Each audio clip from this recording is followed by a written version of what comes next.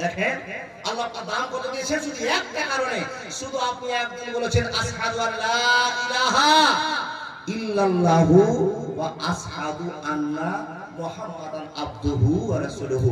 আমার সঙ্গে সঙ্গে কয়েকটা দোয়া বলুন তো বাপ, সবাই বলুন তো, লা ইলাহা ইল্লা আনতা সুবহানাকা ইন্নী কুনতু মিনাস সালিমিন। আবার বলুন তো, লা হাওলা ওয়ালা কুওয়াতা ইল্লা বিল্লাহ। আরেকবার বলুন, হাসবুনাল্লাহ। সবাই বলুন, হাসবুনাল্লাহ ওয়া নি'মাল ওয়াকিল। আল্লাহর বান্দা একটু আল্লাহকে বুঝুন যে আল্লাহ আপনাকে এত দয়া করেছেন, সে আল্লাহকে আপনি দিয়েছেন কি? তাই তো প্রথমে গাজালটা বলেছি, এই গাজাল যদি কেউ বাড়িতে ধোলাই করে নিয়ে যেতে পারেন, আপনাকে সারা বছর দরজা শুনতে হবে না। আল্লাহকে আপনি প্রশ্ন করুন, মাবুদ তুমি যে এত বড় রব, এত আমাদেরকে দয়া করেছেন, এই জন্য বলছি আমাদের তুমি সবকিছু দিয়ে নিজে দিয়ে পেয়েছো। প্রভু আমার কয়েকটি মানুষ নামাজ পড়ে তোমাকে বুঝাই হক তোমার। আল্লাহর বান্দা, আল্লাহ আপনাকে এত দয়া করেছে, আপনি আল্লাহকে কতটা দয়া করেছেন? উত্তর আছে আপনার কাছে? কোন উত্তর পাওয়া যাবে আপনার কাছে? আপনার কাছে আল্লাহ খুঁটে খুঁটে বলে, বান্দা তুমি আমার সারা পৃথিবীতে যা নিয়ামত আছে সবগুলোকে অস্বীকার করো, শুধু তোমার মাথা থেকে নিয়ে পা পর্যন্ত একটু চিন্তা করো তো এর পিছনে কি আছে। এই চিন্তা যদি আপনার জীবনে চলে আসে, মানুষ তুমি আল্লাহকে খুঁজে পাবে, তুমি খুঁজে পাবে। কিন্তু চিন্তা তো রাতে কোনোদিন করেন না, বাড়িতে কামাই হলো কত, শুইলে কামাই হলো কত, ঘুমতে ঘুমতে যাবো কোথায়, কোন ব্যবসাটা যাবো, কাকে ঠকবো, কাকে মারবো, কার আল কাটবো, কার জমিন খাজনা নিয়ে চিন্তা ভাবনা করবো। এই সারাদিন টেনশনে আল্লাহকেই আপনি ভুলে গেছেন। তাই তো আল্লাহ পরামর্শ দিয়ে বলছেন, লা তুলহিকুম আমওয়ালুকুম ওয়ালা আওলাদুকুম আন যিকরিল্লাহ। হে মানুষেরা, টাকা পয়সা ধন দৌলতের জন্য, ছেলে মেয়েদের সুখের জন্য আল্লাহকে ভুলে যেও না, জিকির থেকে বঞ্চিত হয়েও। আল্লাহকে কি দিয়ে খুশি করবেন মানুষ? আল্লাহ যে আপনাকে এত দয়া করেছে, আপনি আল্লাহর দয়ার ভালোবাসাটাকে ফিরিয়ে দেন।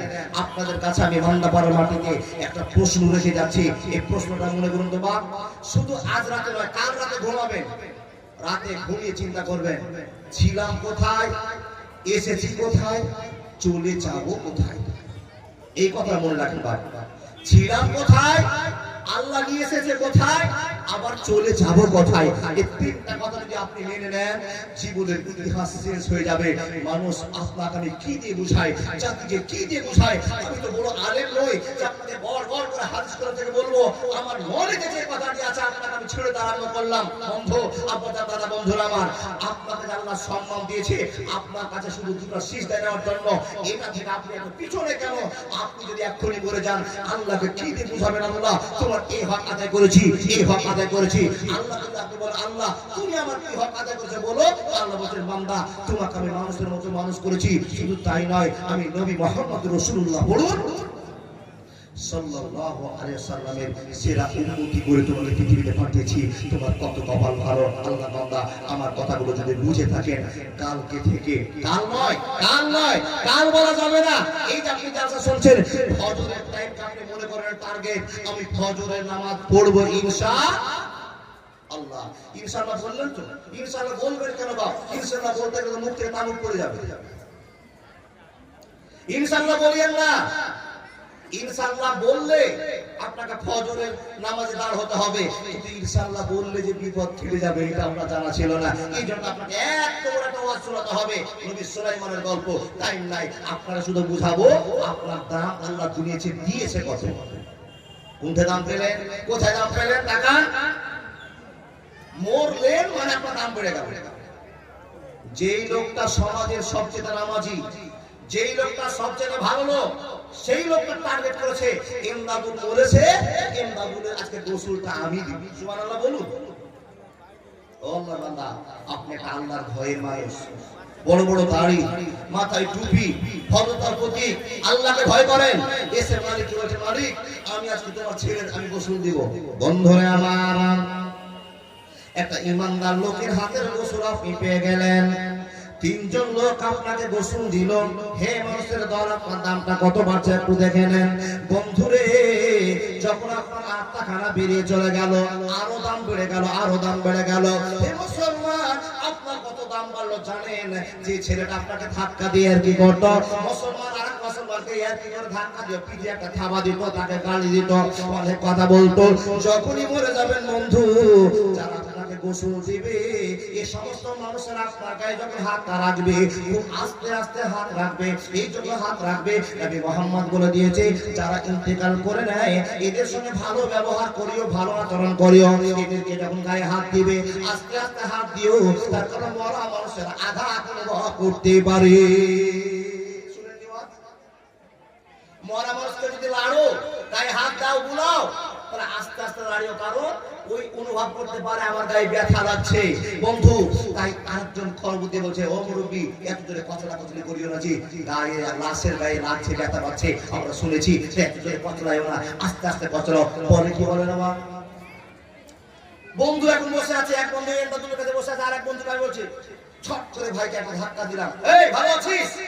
আচ্ছা, যদি আমি এন্দাদু আপনাদের কাছে দাম না হলে আল্লাহটা দিয়েছে আর সম্মান আপনারও দেশে, খারাপ কথা বলবো না। আমাকে এখন আপনারা কেউ উঠেছে বলতে পারবেন না ভালো আছিস, হ্যাঁ এ কথা বলতে পারবেন না, কেন? আমি এখন স্টেজ আছে, একটা জায়গাতে আছি, এ কথা আপনার বলবেন না যদি আপনার জ্ঞান থাকে। পাগলা হলে আলাদা ব্যাপার।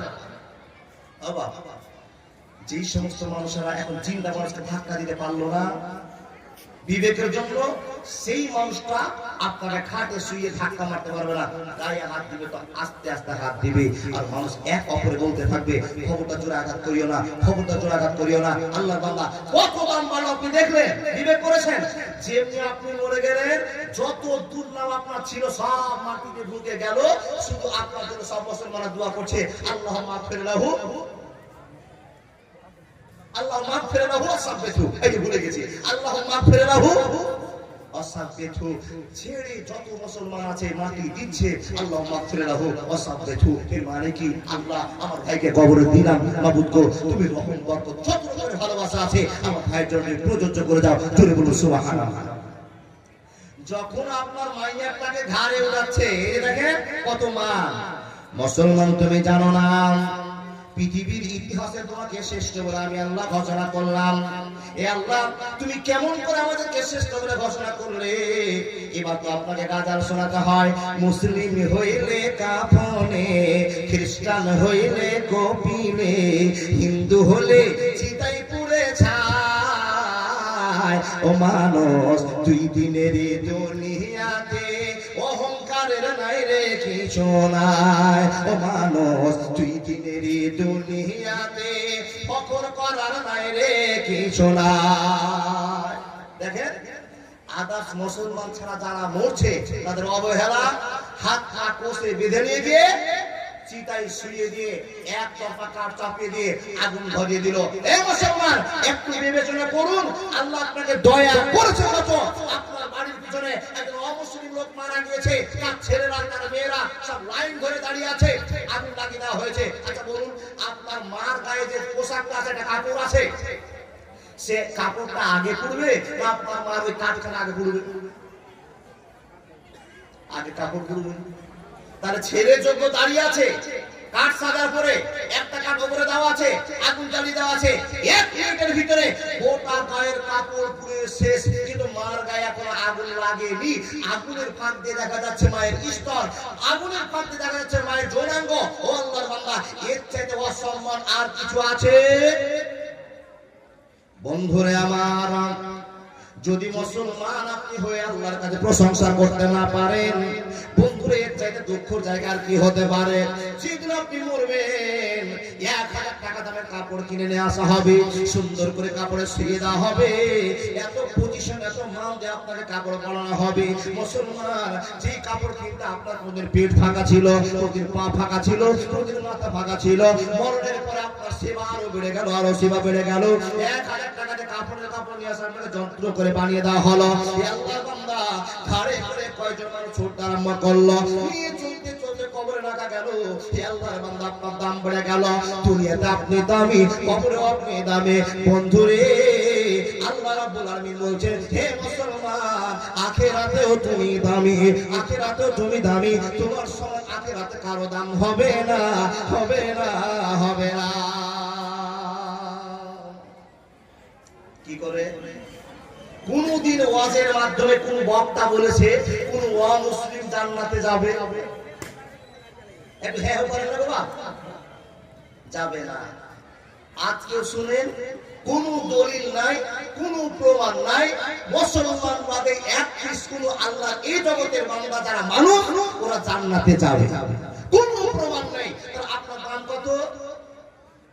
এই দুনিয়াতে দামি, কবরের দুনিয়াতে দামি, আখিরাতেও আপনি দামি। কতটা দামি? এবার দামের কথা আপনাকে শোনাই।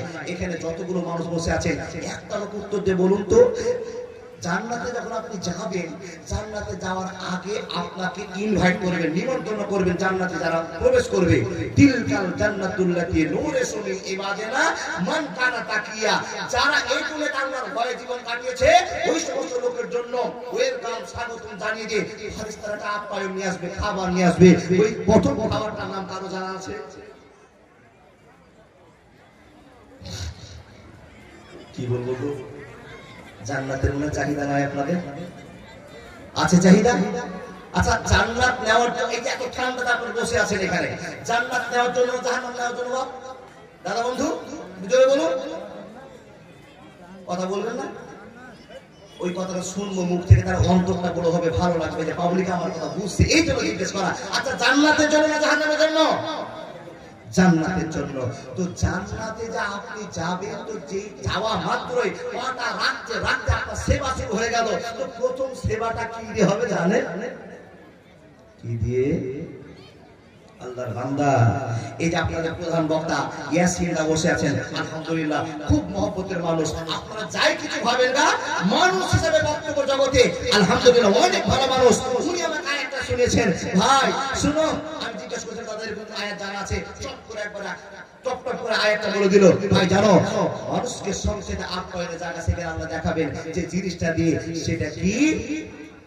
সেটা কি?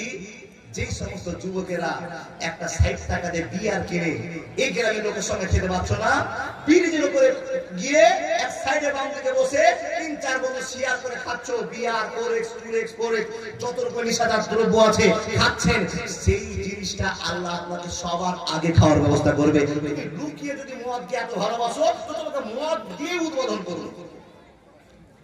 দেখেন দেখেন, জান্নাতে ঢুকছেন, জান্নাতে সুখের জন্য আল্লাহ আপনার কাছে নিয়ে আসছে। বান্দা, কেউ মদ খেয়েছিল তো তোমরা কেউ বাধা দিয়েছিল, আর কেউ মুখে লাগিয়েছিল, মদ সে খেয়ে দিলাম, টেস্ট করতে পারতাম, সে স্বাদের জিনিসটা তোমাকে আমি দিচ্ছি। কোরআনের আয়াত আপনাকে জান্নাতে ভালোবাসার সাথে আল্লাহ এমন এক ধরনের মদ পান করাবেন, এমন এক ধরনের মদ পাবেন যেই মদ খেয়ে বাপকে বিহাই বলতে পারবেন না। নাউজুবিল্লাহ। যারা আপনারা এই দুনিয়াতে মদ খাচ্ছেন, মদ খেলে বাপকে বিহাই আর বিহাইকে বোন, কি বলেন? নাউজুবিল্লাহ বলতে বলেন না? এই মদ আমাদের সমাজে চলছে। যেই সমাজে মদ খেয়ে মাথা হ্যাং হয়ে যাচ্ছে, সেই মদের কৌশলটা, সেই মদের দায়িত্বটা আল্লাহ পাক রব্বুল আলামিন নবী মুহাম্মদুর রাসূলুল্লাহ বলুন সাল্লাল্লাহু আলাইহি কাছে ওপেন করলেন, আর সেই থেকে 3 বারে মদকে হারাম করলেন। আপনারা জানেন, একদিন ওয়াজ হলো, এই মদ হারাম হয়ে গেছে, সব মদের হাঁড়ি ভেঙে ফেলে দিল। খবরদার কথা বিশ্বাস করবেন না, আল্লাহ 3 দিন ধরে আয়াতকে নাযিল করে করে করে 3 বারে মদকে হারাম করেছে, তারপরে আমাদের কাছে হারাম হয়েছে। এই গল্প শোনার আপনার কাছে আমার টাইম নেই, শুধু দামটা বুঝে নেন। মুসলমান, আল্লাহ আপনাকে দয়া করে দাম দিয়েছে। দেখেন, আপনাকে পৃথিবীর যত জিনিস আছে, যেটা আপনি কানে শুনেননি, সেটা আল্লাহ আপনাকে জান্নাতে কানে শোনাবে। যেটা চোখে দেখেননি, সেটা আপনাকে চোখে দেখাবে। আর পৃথিবীতে শ্রেষ্ঠ মানুষগুলো কবরে শ্রেষ্ঠ, আবার জান্নাতে গিয়েও শ্রেষ্ঠ, পরদ দুনিয়াতে গিয়েও শ্রেষ্ঠ। আপনাকে শ্রেষ্ঠত্ব ঘোষণা করতে গিয়ে এবার ঠিকানা বলতে আরম্ভ করলাম। দেখেন, জান্নাতে যদি আপনি চলে যান, যাবেন তো অবশ্যই, কিন্তু পানিশমেন্ট হওয়ার পরে। যারা আল্লাহর দয়াতে জান্নাত চলে গেলেন, কিন্তু যারা জাহান্নামে চলে গেলেন, তাদের পানিশমেন্ট হবে। পানিশমেন্টের পরে আপনাকে আবার জান্নাতে দিবে। মুসলমান, বিবেচনা করুন, আল্লাহ আপনাকে কত উন্নত মানের জায়গাতে রেখেছেন।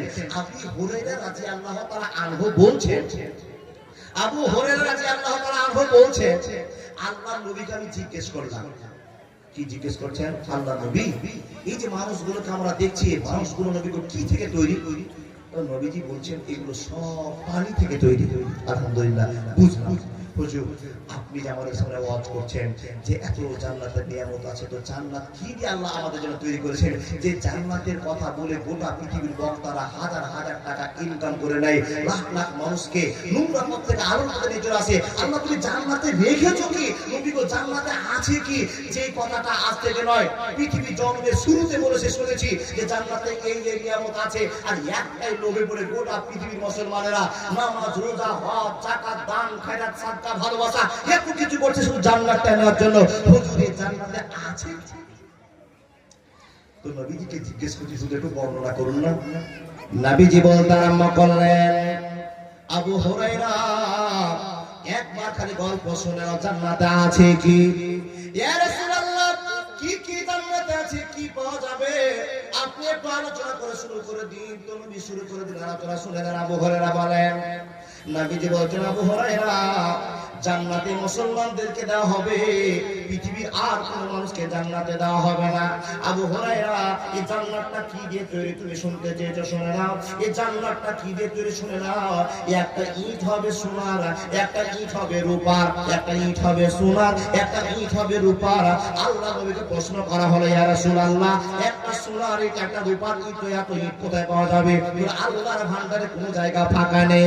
কুল হুয়াল্লাহু আহাদ আল্লাহুস সামাদ। আল্লাহ কারো কাছে মুখাপেক্ষী নয়, আল্লাহর কাছে সবাই মুখাপেক্ষী। এই আবু হুরায়রা তুমি কান করে শুনে নাও। বন্ধুরা আমার, প্রশ্ন উত্তর চলে যায় এক পর্যায়ে।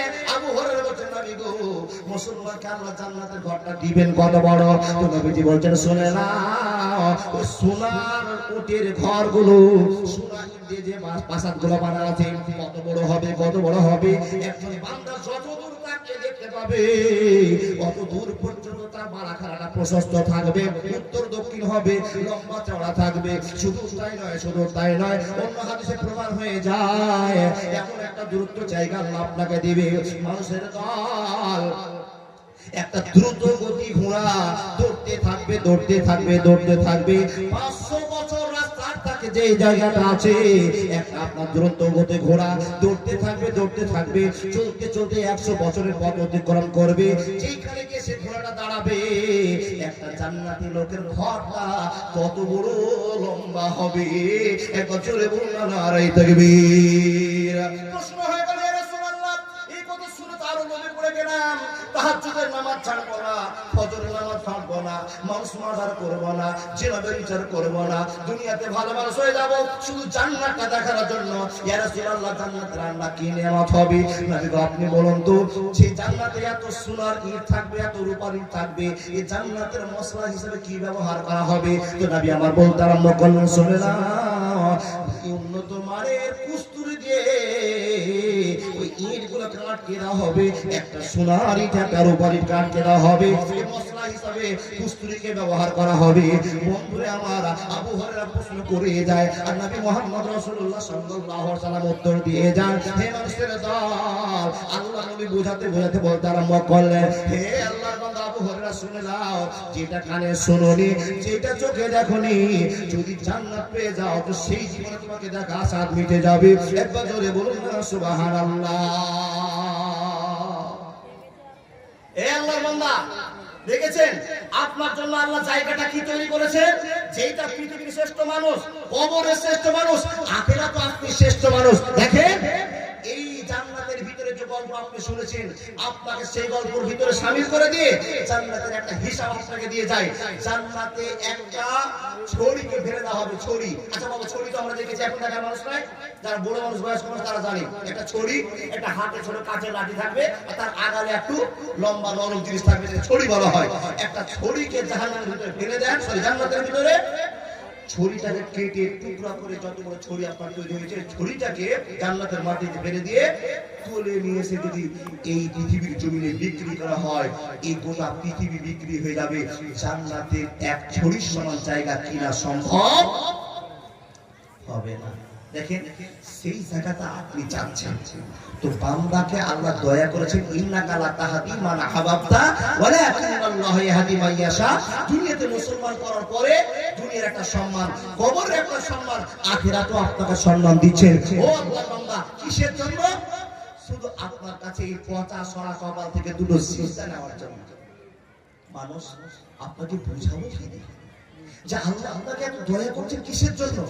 শুধু আপনার অন্তরটা ভয়টা আল্লাহ বলে থাকবে। পৃথিবীর সব কাজ করেন, কোনো অসুবিধা নেই, কাজটা করতে গিয়ে শুধু আল্লাহকে একবার স্মরণ করে নেন। আল্লাহ এত বড় নদী গো, এত বড় ব্রিজ গো, এই যে কথাটা আপনি আল্লাহকে বললেন, দেখো অবাক হলেন, আর একবার সুবহানাল্লাহ বলে দিলেন, আল্লাহু আকবার বলে দিলেন।